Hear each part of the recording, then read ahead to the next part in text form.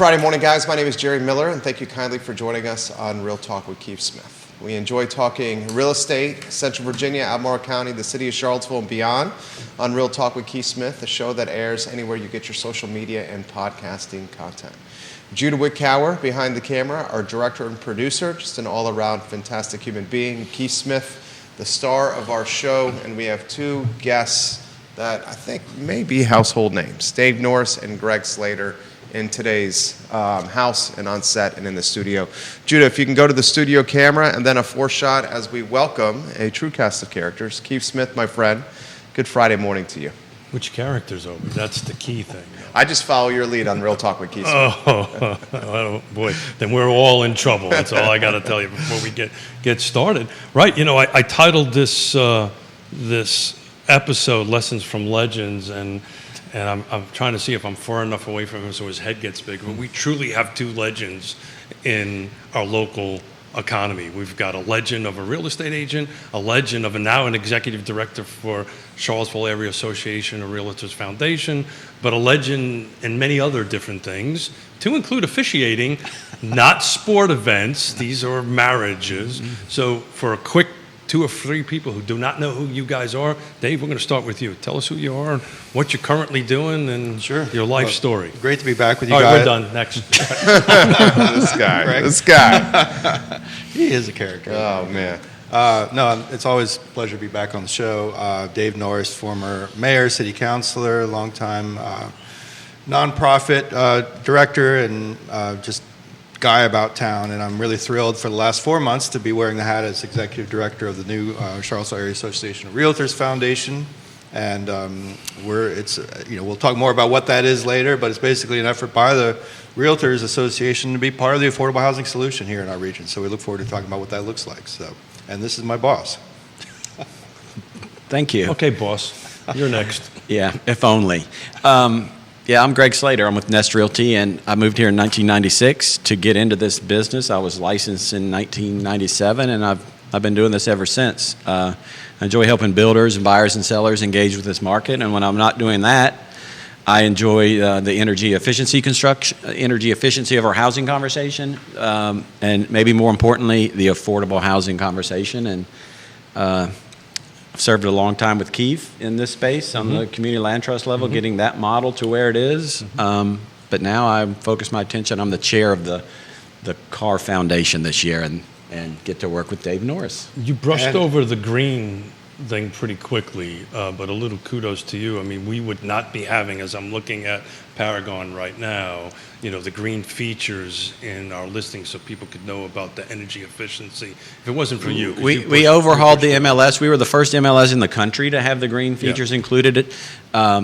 That was in part because Cynthia Adams, the founder of Pearl Certification, was from here at the time. And one of our sponsors of this show. Yes, and the most recent thing I'm proud of that isn't quite public information yet, that is coming soon, but we're about to have our first continuing education on solar for realtors in the state of Virginia, available later this year. We're about ready to, Yonna and I are about ready to do a listing in Belvedere, and much like the Nassau houses that we built, they're actually it's $7 a month that this guy pays. But we're here to talk a little bit about the CAR Foundation. So, Greg, I'm going to give you a break and let the executive director tell us a little bit the who, what, when, where, why. You know, I'm actually going to punt on that one because Greg tells it much better than I do, if you don't mind. Like, no Greg has the history with the CAR Foundation from the beginning and tells a great story about how it all came together. We're rather fluid here. And then I can talk about sort of what we're doing now and what we're... Mr. Former Mayor, we're rather fluid here. So tell us the who, what, when, and where, why. I like to start with pre-recession leadership at CAR, very interested in figuring out where CAR's seat at the table was going to be, and as affordable housing conversation was going, as that run up in values happened, and after many board meetings, I think that board understood it was complex and it was hard to figure out where to fit in and how to be impactful in there, and that leadership at the time decided, you know what, we're just going to raise some money, and we're going to be the difference from what a home costs and what someone can afford to close the gap and help people get into some homes. So we're going to help teachers, firefighters, nurses, and police officers. It was called the CAR Workforce Housing Fund. We raised a few $100,000 and put that into the community. Years later, they were put in there as liens against the property that accrued a little bit of interest, but were paid back when the home was sold. And that money has come back. And with those funds, I could think it's been 5 or 6 years now, the concept of CAR having its own foundation was established because this may be in the weeds, but the Charlottesville Area Association of Realtors is not a nonprofit. You know, it's an industry association, and they wanted to have a nonprofit wing for the purposes of corralling and focusing all of the resources of our membership, because it's a vast membership that has a lot of different backgrounds and different resources and connections. And the CAR Foundation was born a few years ago. And as I was wrapping up my time on the Community Land Trust Board, I always wanted to be involved with the foundation. And when I joined 3 years ago, and for my first year, I realized it had just gotten this 501c3 status, and it was time to build the organization. And we immediately moved to using the resources provided by CAR to move in that direction of a strategic plan. So we're going to talk about how and what, and I'm going to pick apart a specific example about how much money this really is going to take to make a difference. I prefer the term housing affordability over affordable housing, but that's my own personal thing. But one of the things we constantly talk about on the show is, as real estate professionals, we volunteer a ton of time. So I'm going to give kudos to you, because you and I have been at the table, at the forefront for a long time to go ahead and put a lot of time and energy into it.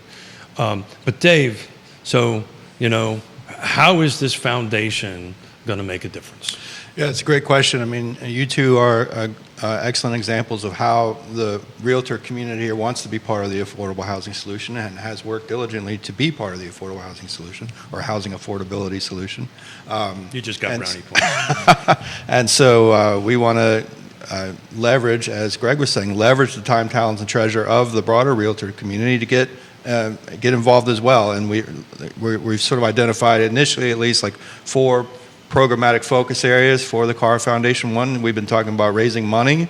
We want to continue to do that. We want to raise even more money, both within the CAR community and its affiliate network and the broader community, to invest in effective, innovative, affordable housing solutions. And so we are part of a new funders collaborative to create a strike fund for the Community Land Trust, which I know is near and dear to both of your hearts. You've been both involved in building that organization and getting it to where it is now, and it's increasingly a very effective tool for making home ownership affordable for moderate income, working class Charlottesvillians. And so that's an initiative we're strongly behind, and we want to invest in other solutions as well. We want to be good advocates for public policy that helps increase access to affordable housing in our region. We are looking to engage volunteers from within the CAR community to get involved personally and being part of the solution. And we've got an initiative we'll be kicking off this fall to recruit CAR members to serve as mentors for first-time home buyers, so really excited about that. And then we want to just get involved in education and awareness raising about affordable housing needs and opportunities and resources in our community. So we've got another exciting initiative we'll be announcing soon along those lines. So from a variety of angles, we're looking to be part of the solution, and we alone can't solve the problem, but this is as Greg said, the realtor community here is very well positioned, wants to be at the table, wants to promote solutions, and I think we can make a big impact. I'm going to let Jerry do the Robert Liberty quote that I've totally plagiarized and stole from, which I have permission, which makes it not plagiarism. But anyway, it takes It's not a silver bullet, it's a silver buckshot. That's right. And you guys are part of the solution of creating housing affordability here in the Charlottesville, Albemarle, and Central Virginia market. We're seeing this with a number of ways. I'm a huge proponent of the land trust on what you guys are doing. The flexible zoning is another solution, where if you loosen the zoning, potentially more supply comes to market, additional supply stabilizes prices. Is that what's happening? Maybe we talk about that some on this program. I think you have some data points I do. that we can highlight. Yeah, so to visually see what the struggle is, This is very high level, but Jude, if you don't mind putting slide number 1 up, this is the one that I have in front of you, gentlemen. So at the end of the day, this is 2016 to 2024, first 6 months. It's a big search, right? It's all the car footprint. Thanks to my friend Greg here, we've narrowed it down to the car origination because it gets a little wonky with some of the Louisa County numbers. But the short version of it is, as far as market volume goes, as those in the profession, we're kind of at 2016 volumes. But what's important for this conversation about housing affordability, we're up, I did the math, actually the percentage calculator on my laptop did the math, from 175 to 465 between 16 and 2024, we're up 70%. And I want to get into, You're talking about home values? home values. Okay. Median values have gone up 70% in 8 to 9 years, depending on how you look at the math. And wages have not. Excuse me? And wages have not. Yeah, and wages have not, right? And wages have not, and cost of goods, groceries, fuel have all escalated in price. But so this is the death of the quintessential death of 1,000 cuts. Yeah. But I'm on as the chair of the land trust and the strike fund, and I'm just going to throw this out here. Zoning is a good idea. All this other stuff's great, but at the end of the day, this is money. Money is going to make the difference, because we'll talk a little bit about a project that the land trust is doing at Lake Monticello. We're trying to branch outside of Charlottesville to go to some of the surrounding counties, simply because our subsidy dollars go further, right? Which is no different than the buyer, right, Greg? Right? The buyer is looking outside of the Charlottesville, Albemarle market, because we're trying to get somewhere down to something folks can afford. I'm going to let you pick it up for you, because I can see in your eyes you want to say something. I hate to use the phrase, but it's drive till you qualify, right? And we've banned that here, by the way. But okay, but it was happening before the recession, and then we went through what we went through, and now we're getting to a point where I think you guys talk about it on the show all the time, that opportunities, builders are targeting opportunities outside of Albemarle County as well, with the growth in the valley and the coming growth in Greene County. It might be surprising to some people how many lots are coming there. We should talk about that.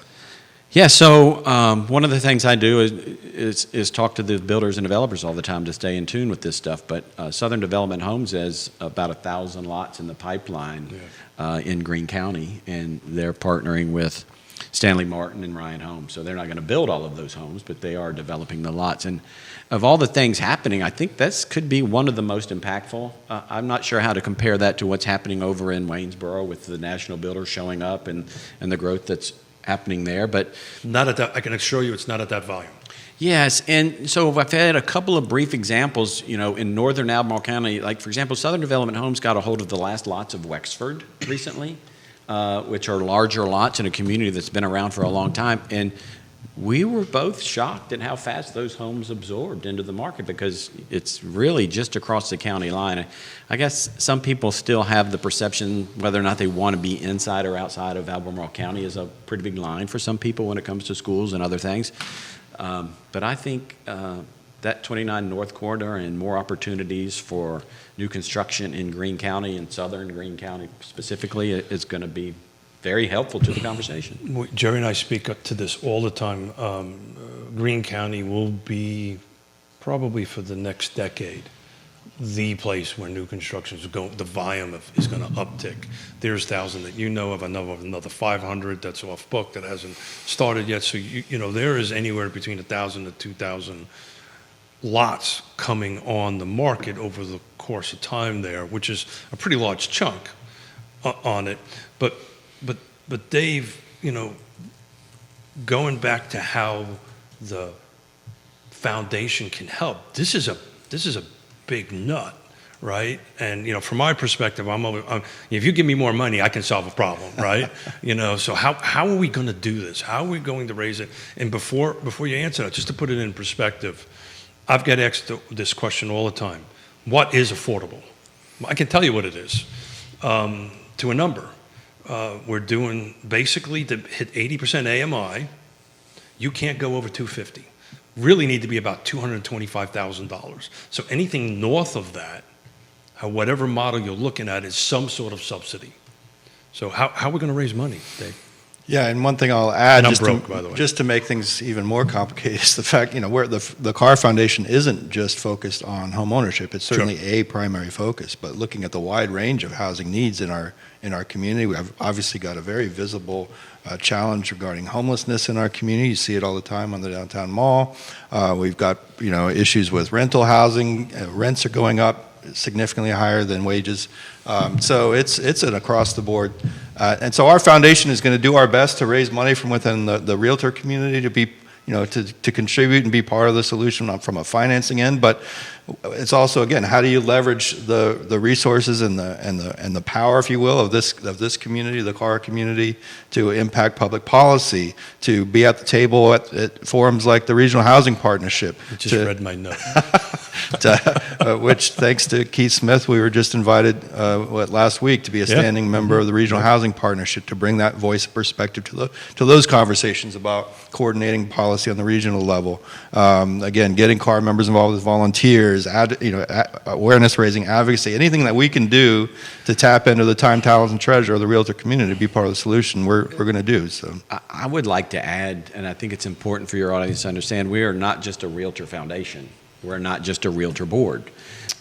We have established a set of bylaws that will always be 51% realtor board, but we have two members that aren't realtors on our board now. The first was Christopher Bremet of Bramante Homes. We wanted a partnership. We wanted somebody from the... And a shout out to him, right? Because we would He have is- never done our Nassau projects if he didn't That's step right. up to the He plate. believes in the cause of affordable housing and has put his money where his mouth is.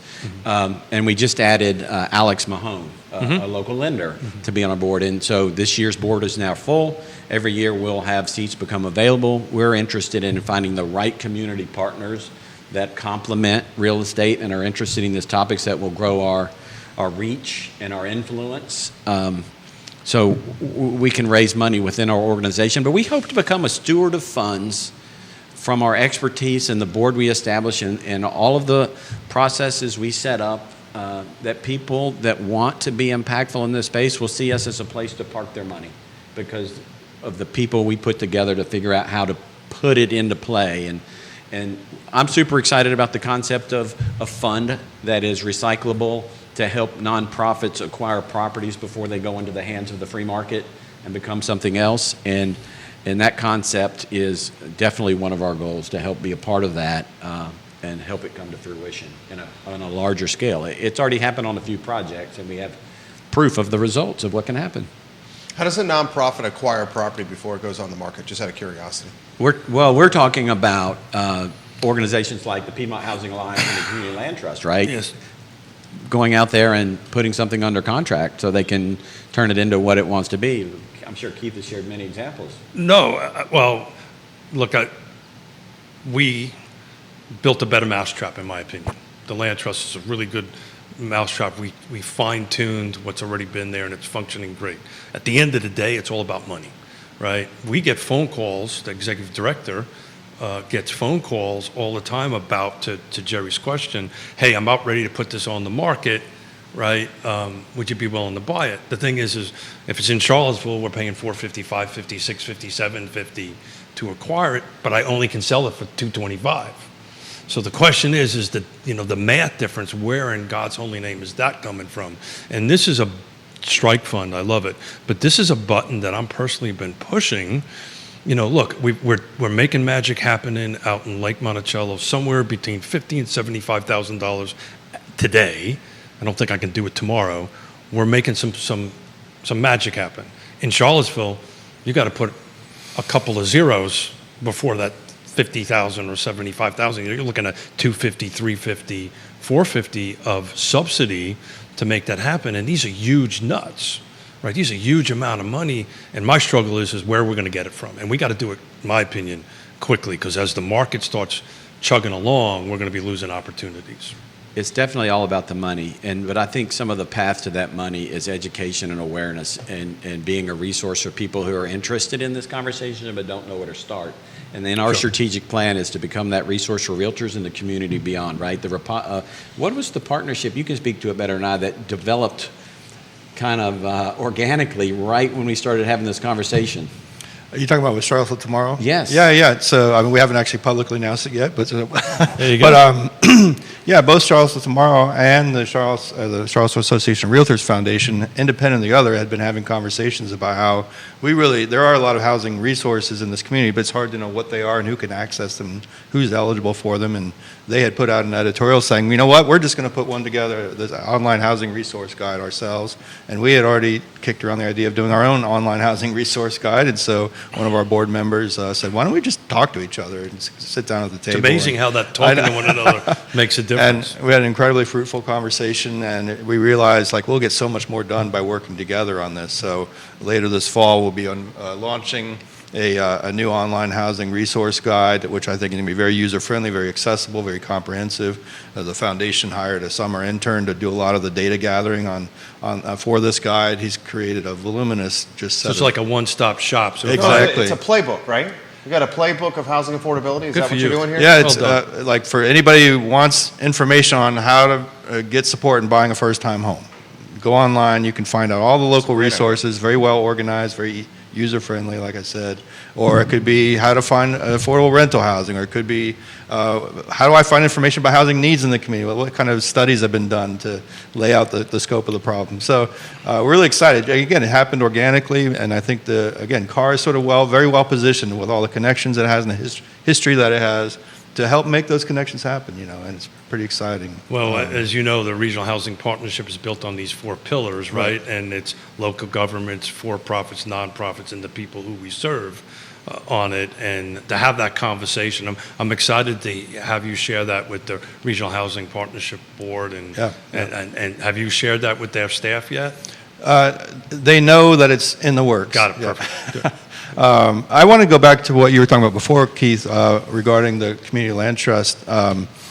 We had an open house at the end of last month. The CAR Foundation, our first public event, was an open house for the realtor community and our affiliates to learn more about the land trust model. You guys have a very exciting project underway over there on Prospect Avenue. Yeah. And I think it's a perfect example of the impact of the CLT model, where at least 4 of the 5 homes along Prospect Avenue were 4 sold. purchased and renovated, and at least 4 of the 5 have been sold or are being sold to renters from the community Literally across the street. across the street. Literally across the Right. street, moving out of subsidized housing, for whatever Right. you would wish to call it, Yeah. across my New York 60s almost came out, 60s and 70s almost came out me and called it something else, but I caught myself in it. Right. They're moving literally across the street. That's also at sub 60% AMI. Too. Exactly. Those houses are selling for $160, right? Yeah, that's exactly in right. the city of Charlottesville to have Yeah. With solar. with solar. Yeah. Yeah. So And they're beautifully renovated, I think. So But it's examples like that we can help maybe shine a brighter light on within the CAR membership to help members. And I don't think we fully unlock the potential of the CAR membership and all of its resources and networks to be as impactful as we want to be in this space.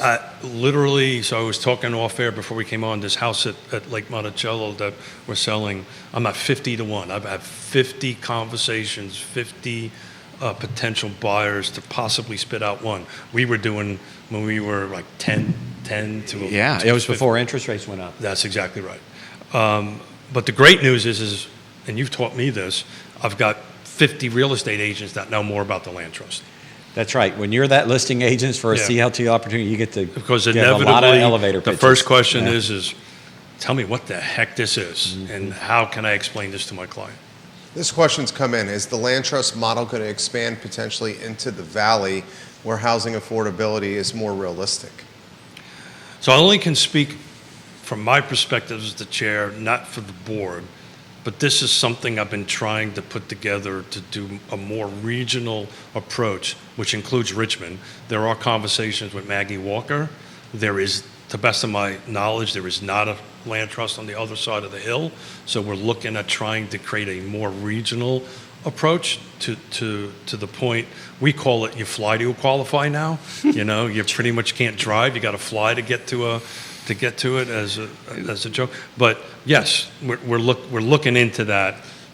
It's extremely difficult bring all the bodies together and be on the same page. But that conversation is definitely We happening. had a member of the home building community association in Lynchburg who heard about what we were doing in Yeah. Charlottesville through a builder connection Yeah.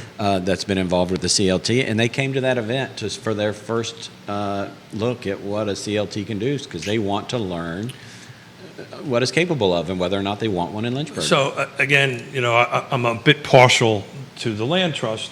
I do need to say there's other organizations out there. Yeah. And we're going to support them all the best we can. That's true. Habitat does a wonderful job. Everybody has their own little secret formula, right? Ours works well under a certain scenario. Habitat's works well also under a certain scenario. There's some crossover where we work together, which is wonderful. We should highlight Roger Voisinay watching the program right now, Neil Williamson watching the program, Lottie Murray watching the program, Jesse Rutherford watching the program, Albemarle County Board of Supervisor and a city councilor watching the program right now. So I want to give a shout out to Neil. Neil corrected me on something a bunch of shows ago, and I thanked him for doing it. I got a little bit on my high horse saying, hey, it's a great time that the real estate agents are starting to get into this. They've always been involved in it, right? I was wrong, he was right.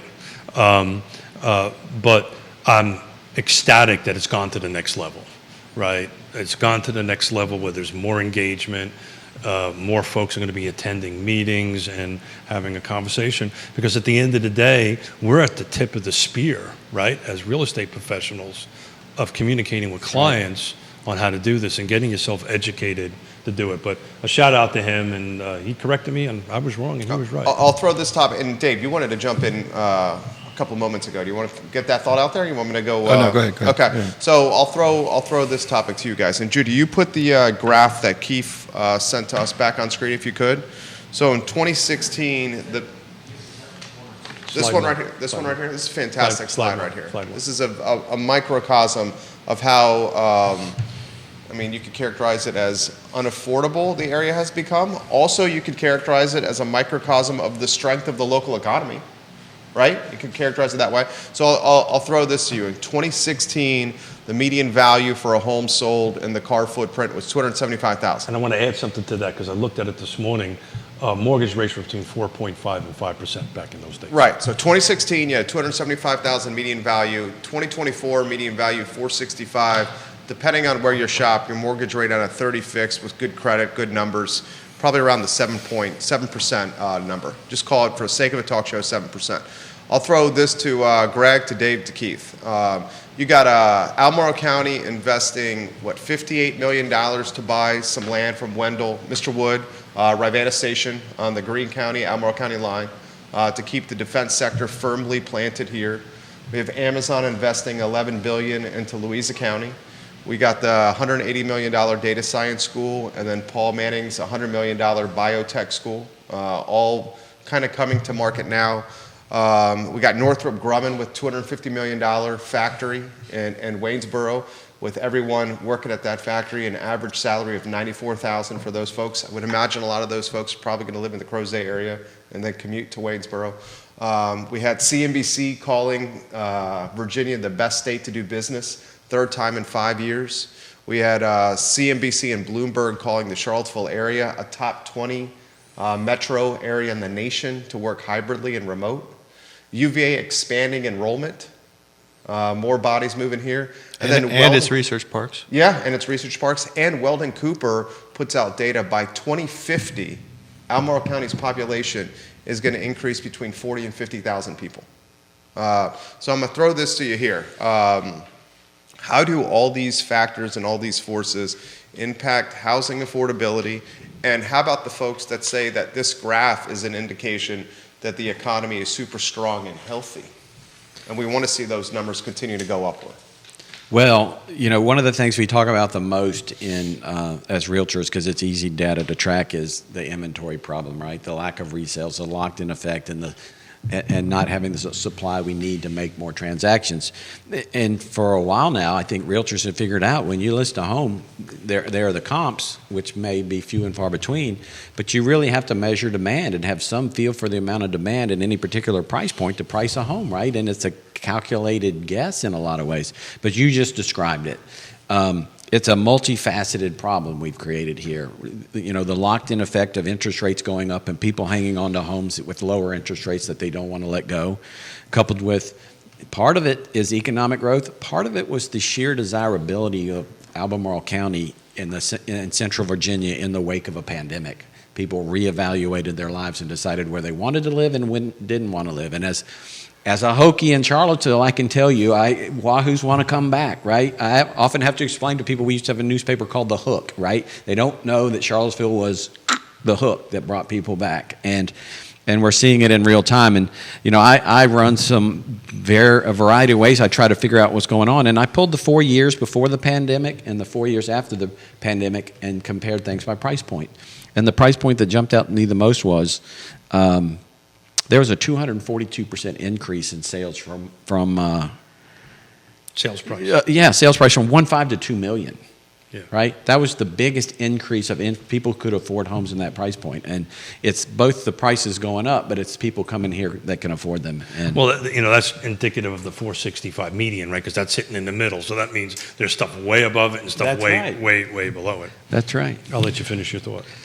That's basically it. I'm not sure what it's going to take to unlock the inventory. You know, the beneficiary of this are the builders trying to get as many homes out as they can. The builder sales, if you look at all these things historically, the builder sales are actually the most in line with things historically, where, you know, when I compare things to that average 5-year period before the pandemic, you know, the resale listing activity in this market is 37% off of what we could have expected the 5-year average from 2015 to 2019. 37% off. It's a tremendous number. So, Judah, we'll take a look at slide 2 now, if you don't. Let's get Dave's got a thought sure. on this. Well, I just want to say, like, if you look across the country, just getting back to your question, Jerry, if you look across the country, the communities that have the least problem, the lowest problem with housing affordability are the communities where the economy is tanking, right? And so that's just sort of a natural result of people, there's more supply than demand. And obviously we have the opposite problem here, which is in many ways a good problem to have. But in order to make sure that, as I have said on your program before, in order to make sure that the people that do the hard work of making this community function can actually afford to live here, we have to be very deliberate and intentional in making sure we have a supply of affordable housing, including deeply affordable housing. And that's why the Regional Housing Partnership is so important. That's why the Community Land Trust, all these other nonprofits, and that's Housing why... Foundation? What's that? Your foundation? Well, I was just going to say, and that's why I think the realtor community is really stepping up and wanting to step up in an even bigger way to make sure we're making those investments and creating the kind of public policy that does ensure, you know, there's this great T-shirt I saw recently that says it's not paradise if the locals can't afford to live here. And so we want to make sure the locals can afford to live here. And so that's why this work is so important. But go ahead. I know you were about to. I mean, you know, Jerry's outlined it very articulately. I can't even say whatever. Very well. There you go. Very well. Like, I lost a big word. I tried it. I was going to try. Okay, let me try to impress people. Went downhill. A for effort, Keith. Big word. He used a big word that I can't say. But if you take a look at slide number 2, this is your new construction stuff. Again, it's big picture stuff. It's all of the car footprint. It's only in the car or originating board, and it's both a single family attached and detached. So this is this new construction. To your point, it kind of follows the normal thing. You can see some of the inventory coming up and coming down. A lot of that has to do with these projects are anywhere between a half a decade and a decade in the can before they actually get built. Right, in the development process, which is something we really need to figure out how to fix. But the question I wanted to ask you two gentlemen, so let's say we got wands here somewhere. If we have a magic wand and somehow or another can build more inventory, is that going to make it better?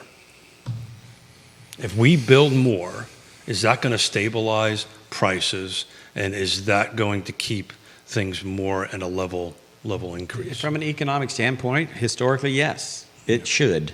But, you know, I think what we're seeing right now is with the maxing out of what we can achieve in our new construction environment, right? The delay of getting lots to the market and the number of builders we have here and the homes they're trying to create.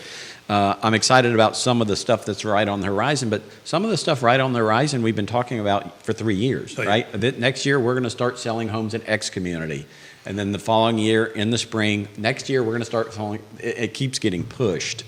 We're correct. The whole 1,000 lots you're talking about at Greene County, that's probably not it's not going to hit the market to the end 2025. If I put my Home Builders Association hat on, you're just going to hear that the regulatory environment is delaying things so much and rising. Well, you can wear that hat here. That rising cost of everything involved. I just was at an HBAV fundraising event for their PAC this week as well. I just saw all the slides, and they're real, and it's a problem.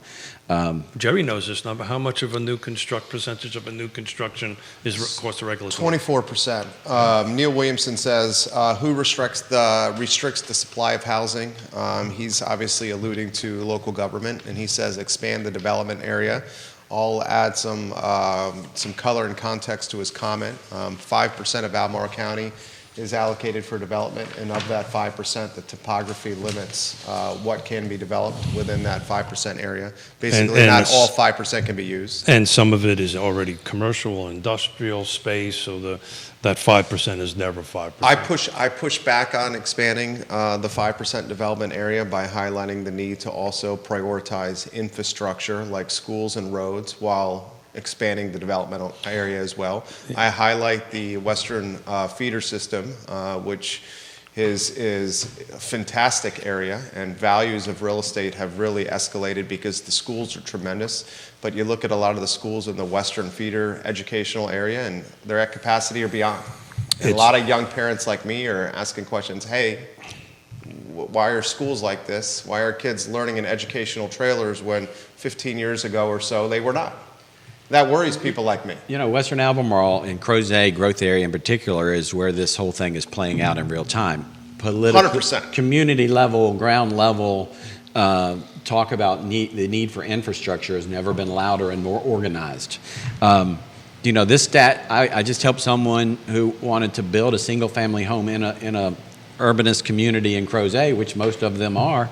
And what I determined at that point in time is right now in Crozet, if you want to build a single family detached home in a community, there are 2 available lots on the ground to build a home on. So they'll be gone in the next 30 days, and then there'll be none. And there won't be any more till next year if the developer is giving a timeline they can achieve. Yeah, and they're let's call it like they're holding on to them. They're very, very strategically releasing inventory.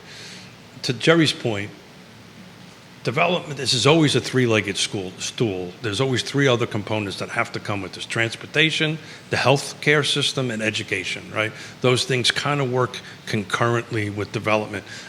Yes, we have to build more, but you do have to work on those 3 legs concurrently to go get that way. It's why the Regional Housing Partnership was formed, because people weren't talking to each other. The local governments were not talking to the developers were not talking, or they were using different languages. I know this sounds a little high level, but I think we're making some excellent progress in those conversations. I don't think it's translating on the ground yet, but hopefully we'll get there. And Dave, you jump in here anywhere you want to go, but I want to highlight what Greg said. I think he's 1,000% right. This infrastructure development crossroad is front and center in Crozet. You had a supervisor candidate in Brad Rickel who challenged Whitehall's Ann Malik, who's 5 straight terms on Albemarle County Board of Supervisors. It's not about politics on this program. No. I respect you too much here. Yeah. Maybe someone will say term limit should be in play when you've been on the board for 5 straight years. That's me talking right there, and I'll leave it alone. But Mr. Rickel, along with Eric Schmitz and Jeff Stone, with their Crozet United newsletter, we're highlighting some of the projects that are happening in Crozet with the connector. And a lot of people, I think, because of social media, are more in tune with what's happening development-wise than ever before. And a lot of people are asking questions, hey, what's going on here? And I think that's for the betterment of the community. It is. Don't you think? Well, yes. transparency is for the betterment of the community. We have to highlight our problems along with the opportunities. Right. And the challenge in that infrastructure development conversation, you can look at it from both ways. Sometimes you need the development. People are always like, well, we want more restaurants and things in Crozet. And as a small business owner in Crozet, I'm like, well, it's not that easy to be successful in Crozet, right? You have to be able to draw from outside of it. Some of these businesses won't survive until Crozet's bigger. And some of the resources you need to create or to improve the infrastructure connection points of Crozet that, look, I lived there before Jarman's Gap was redeveloped. When Jarman's Gap became wider with sidewalks and bike lanes, that changed that side of Crozet forever. And there is a plan for these other pieces to fall in place, but just like affordable housing, you come back to the same thing, is where's the money to do it? I mean, you take somebody who lives in, and I'll stop talking here, pass the cue guys, take someone who lives in Liberty Hall, across from Harris Teeter, that's looking to turn left and come into town. That's a tough turn for a family trying to make that left and to come into town. I just moved to the Ivy area. If we're taking a left, coming into town, going across those lanes, that's tough when you have, you've seen it in the morning, Greg. What do you got, like hundreds, thousands of cars coming down Ivy Road trying to come into town from Crozet? That's true. Yeah, I think of Belvedere. Taking a left turn out of Belvedere has been one of the toughest places for years. So, yeah. Yeah, I actually go out through the Free State Road and zip around. Look, this isn't easy, folks, right? This is complicated. It's a ton of moving parts.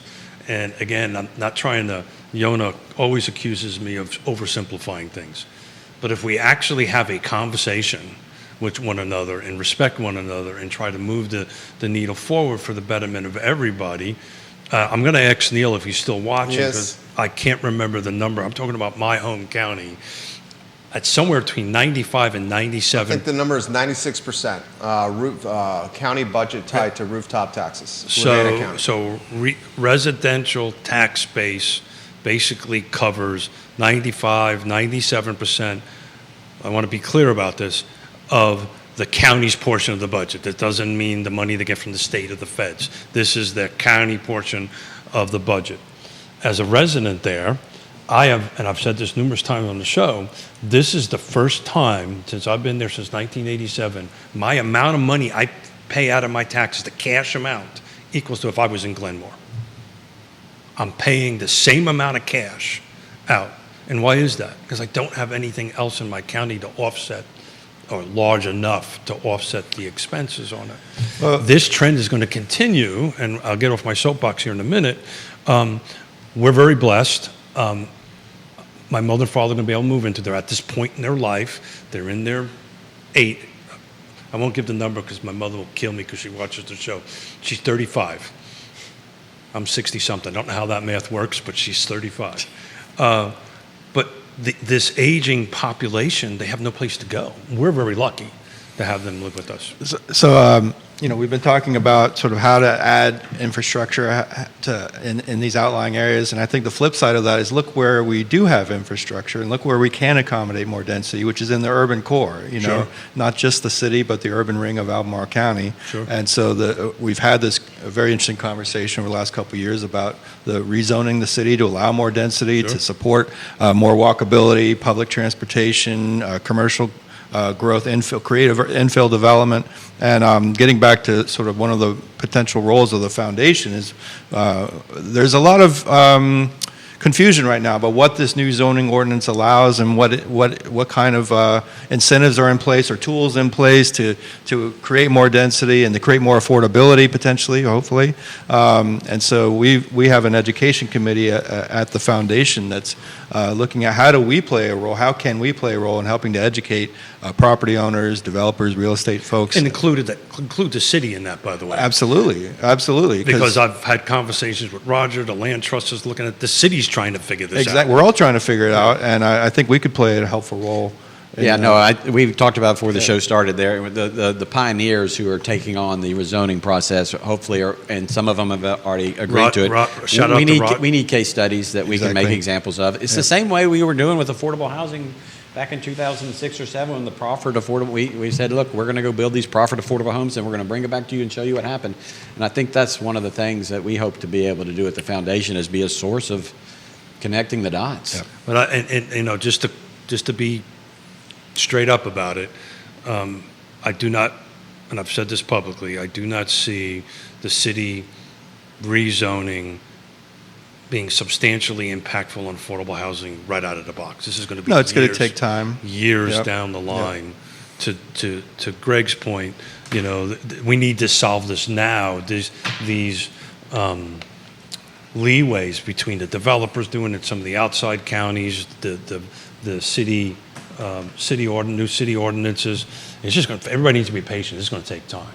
But I think about when we talk a lot in this community about gentrification, right, and displacement, and I think about if you've got a long-time moderate income homeowner in a neighborhood like 10th and Page, Fiveville, who wants to stay in the neighborhood, wants to stay in the community, wants to keep their home, right now is being priced out and taxed out. They can't afford to do so. But if you can create the conditions where they are able to add an accessory unit in their either as an attached or detached an accessory unit, not only does that generate more income for them to be able to stay in their home and in the community, but it also creates additional inventory of affordable rental housing. So it's a win-win, and this new ordinance helps to encourage that.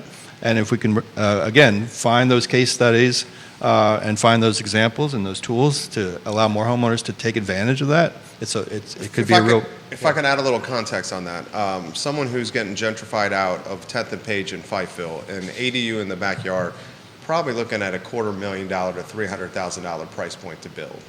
And If you're talking about a detached, Carriage house. House, Yeah. but it doesn't have to be that. yeah, it could be basement apartment to help subsidize some overhead. I can tell you, I'm budgeting out one in my just in Flavanna And County. you're probably at $100,000 at least, aren't you? I'm at $1.50. Yeah, for a basement apartment. For a basement apartment. Yeah. And that's with people I know. Right, and that's with you having an advantage with, you had the structure pretty much, and you were a general contractor. You're I'm a Class A Class A contractor. contractor. Yeah, Yeah. we took the detached off the table very quickly because it had a 2 in front of it. Right, and the ROI on 2.5, $300,000 ADU in the backyard is never. Yeah, you do it because you love your mother and father, and then you want them close to them. That's why, and you're blessed to be able to do this. But Fiveville, little off the record stuff. We meaning the land trust, is working with a homeowner over there who owns their home free and clear. We're actually going to put a land lease underneath it, so it's going to be forever affordable, and work on an ADU in the backyard, which as a nonprofit, those numbers work a little bit better for us because we can then lean on vendors and subcontractors to be a little bit more Generous. Yeah. Well, it also helps that they get write-offs because we're a nonprofit. Well, that's a great example. One of the reasons, look, it's the But foundation. those are phone calls we're getting. We have to take a broad look at things. And we're in our first year of having a strategic plan and really, we're built out the committee structure. We don't have a Yeah. website yet. That's in the works. We just hired somebody to help us with that. We're getting to the point where we actually start asking for our members to, we're in the very early stages. So we have a very broad, but when it comes to the land trust is a Swiss Army knife of solutions, right? That can create opportunities to make a little bit of an impact here. And that's one of the reasons we're here, and one of the reasons we had an event for you guys is because we believe in it, and we want our membership to understand what it is, because that really, truly understanding what a community land trust can do is the first step. So the three of us, and I'm not going to make an assumption for Jerry, know what it means to start from the ground up a nonprofit in a 501c3. And kudos to you. To do that in a year? Yeah, Well, it's been 3. I was trying, Yeah, but once you took over chairmanship, did you not?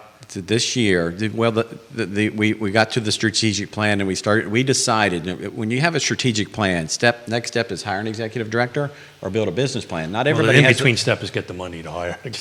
we had the money. That was the blessing. We were a working board before that, and I can tell you, we went from driving 10 miles an hour to 100 miles an hour when Dave showed up. His reputation and his experience 100%. has Great guy you hired. impactful in ways we are still starting to understand ourselves. There was a moment in our board meeting yesterday where someone just stopped to say, "Oh my goodness, thank God we have Dave." I mean, You realize he's sitting here, right? I know, but He he hears it all. He hears it, and he should hear it again. I mean, the We're lucky realtors have always to have you. the realtors have always wanted a louder role in the affordable housing conversation, and we haven't ever actually achieved it. And I think with You the got it now. foundation You got a creation platform and this like a megaphone now. This Right. leadership and this the knowledge that Dave brings to the table and the history that he brings to the table, it's a shortcut, honestly, for helping our.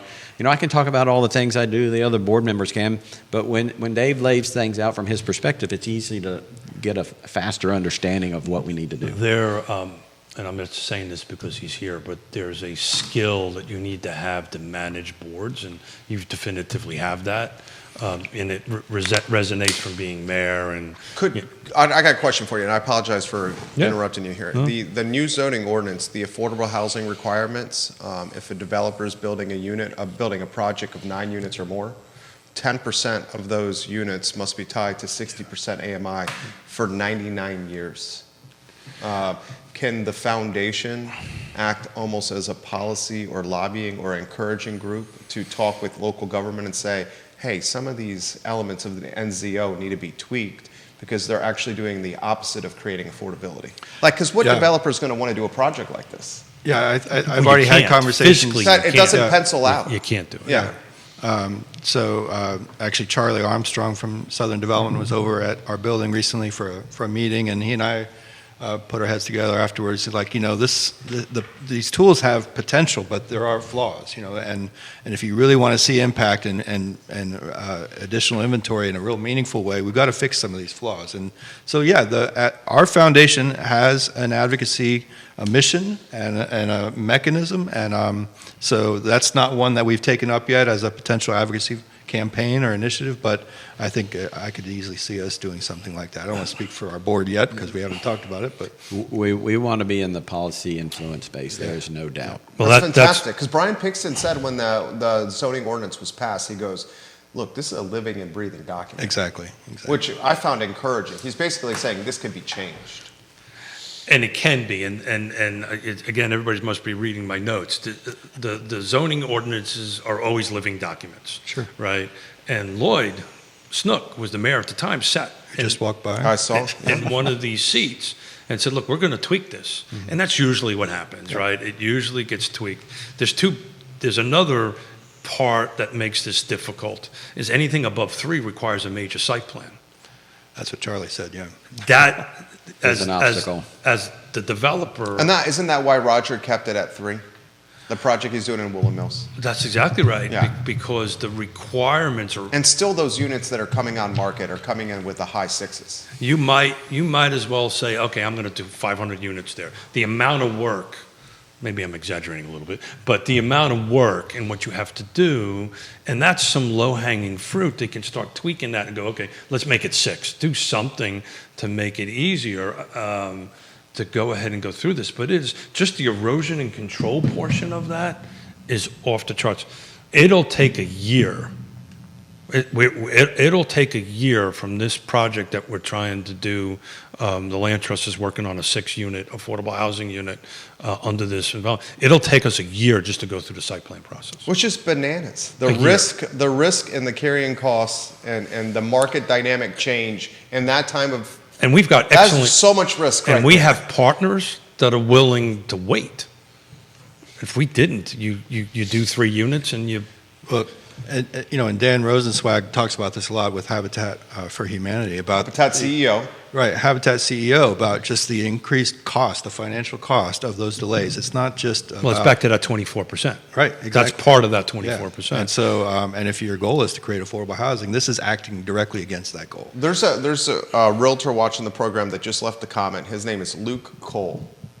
Luke, I believe you are with Long and Foster, if memory serves Luke correct. made some big time magic happen. 303 Alderman Road in the Lewis Mountain neighborhood.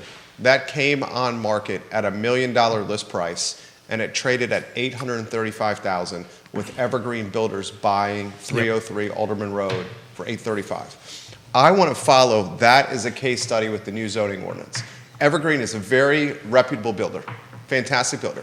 If Evergreen takes an $835,000 acquisition and then brings it on market after some remodel, some improvement at $1.4, $1.5, because Lewis Mountain would justify those kind of price points. $1.4, $1.5. Well, Well, they turn it into student housing. Or do they turn it into density? Because how he marketed that property was the zoning potential, the upzoning potential, the new zoning potential.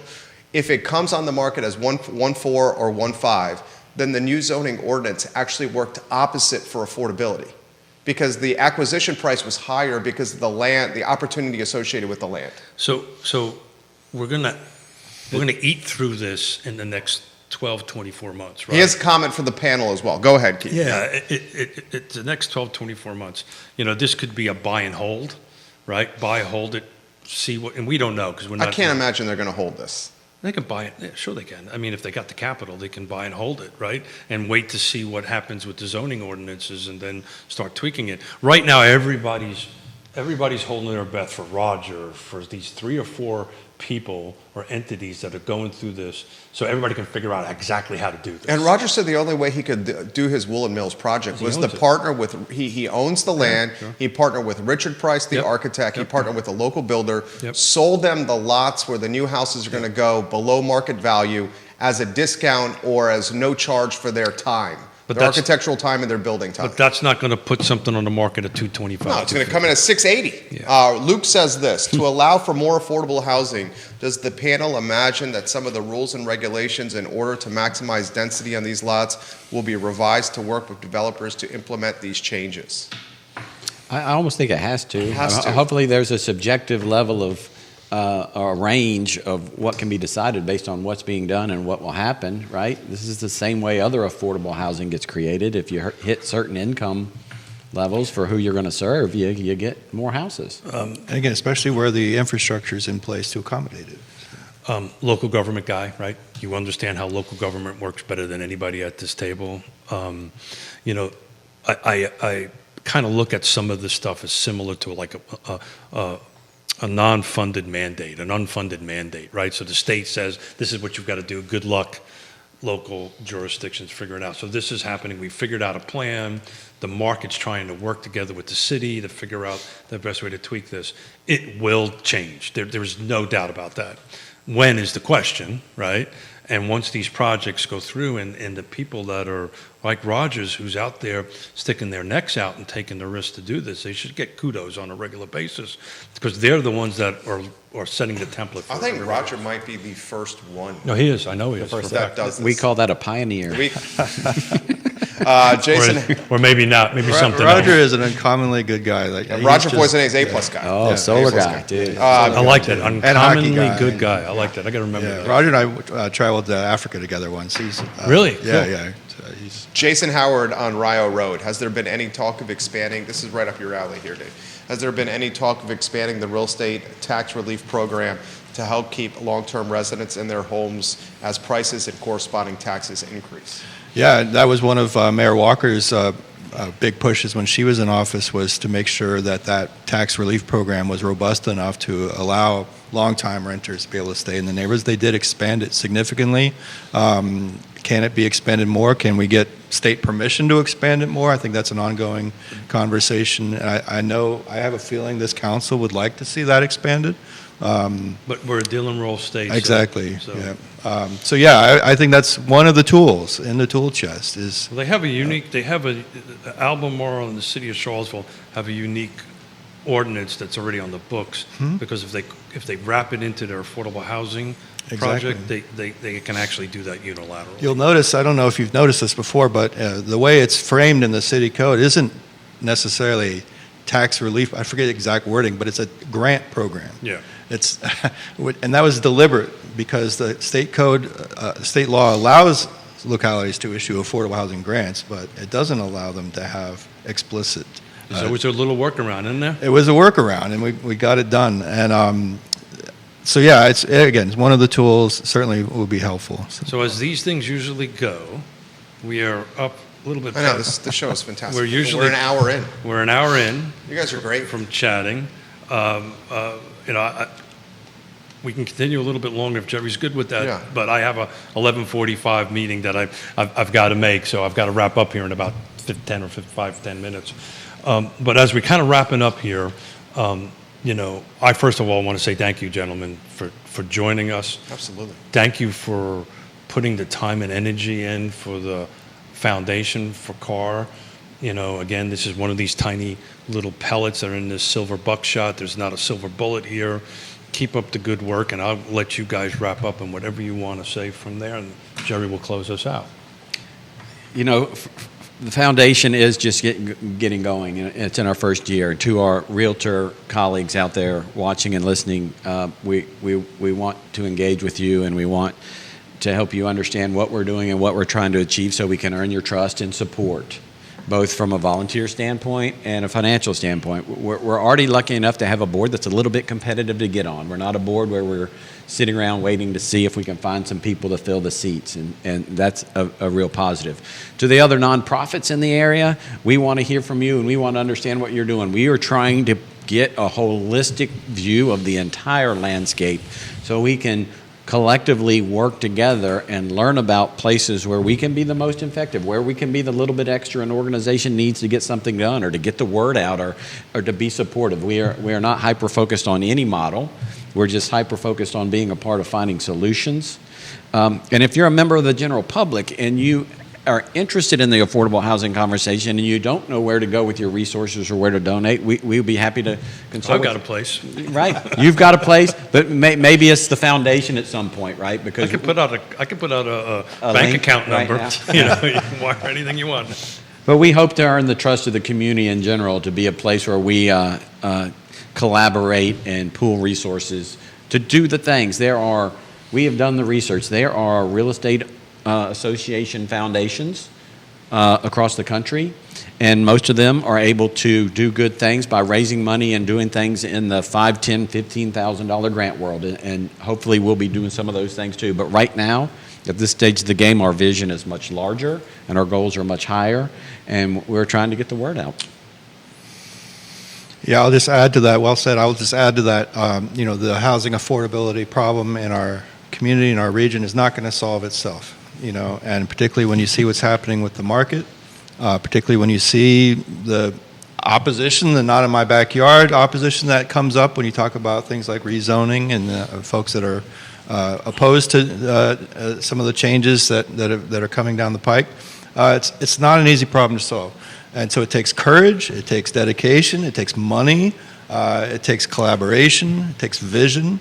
And so I'm just proud to be at the table with these two gentlemen who've been doing that work and been fighting the good fight. And I think, we're never going to solve it overnight, but I think working together, and again, with the support of the realtor community, with the support of the broader community, we can make a real impact. And again, there's so many people that are struggling for lack of affordable housing. They're having to make very difficult life choices for lack of affordable housing. And we need to make it better for people in our community. So for everybody who's watching and listening, I've been trying to figure out, and I welcome a text or phone call from anybody. I've been trying to do a YIMBY roundtable, right? Yes, in my back time, not my back, to have two folks from different opinions and then have it moderated by us and move the discussion on. So anybody in either one of those camps, reach out. We'd love to schedule a show. This is an awesome show. I just saw on the feed from Roger's beautiful wife, Jessica, that today's Roger's birthday. Oh, happy birthday, Roger. Happy birthday, Roger Voisinet. And an uncommonly good man. He is a an perfect uncommonly description good man, from yeah. Dave Norris. Judah Wickower behind the camera is another uncommonly good man. The We best. love Judah Wickower. For Greg Slater and Dave Norris and our star Keith Smith, this is Real Talk with Keith Smith on a Friday. Thank you guys for joining us on the program, and so long. Excellent. You will let us know when the mics and camera are off.